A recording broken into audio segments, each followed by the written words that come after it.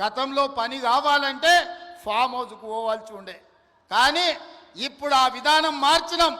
ప్రజల దగ్గరికే అధికారులను పంపించినాం, ప్రజల దగ్గరికే ఎమ్మెల్యేలను పంపించినాం, ప్రజల దగ్గరికే మంత్రులను పంపించినాం, ప్రజల దగ్గరికే ఈరోజు ముఖ్యమంత్రి కూడా వచ్చాడు.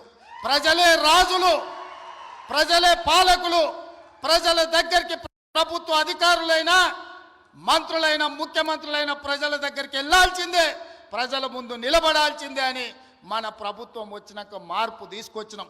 అందుకే ఇవాళ చీఫ్ సెక్రటరీ నుంచి మొదలు పెడితే రాష్ట్ర స్థాయిలో ఉన్న ప్రతి అధికారి, జిల్లా స్థాయిలో ఉన్న కలెక్టర్లు, హౌసింగ్, రెవెన్యూ అన్ని డిపార్ట్మెంట్ల అధికారులు ఇవాళ చంద్రవంచ గ్రామానికి వచ్చిన ఒక మారుమూల ప్రాంతంలో అంటే ఇది ప్రజల కోసం తీసుకొచ్చిన మార్పు, ఇది ప్రజా పరిపాలన. అంటే ఫామ్ హౌస్లో ఉండి గడిలలో బండి ఈరోజు 10 ఎకరాలలో భవంతులు కట్టుకొని పరిపాలన చేస్తామంటే కుదరదు.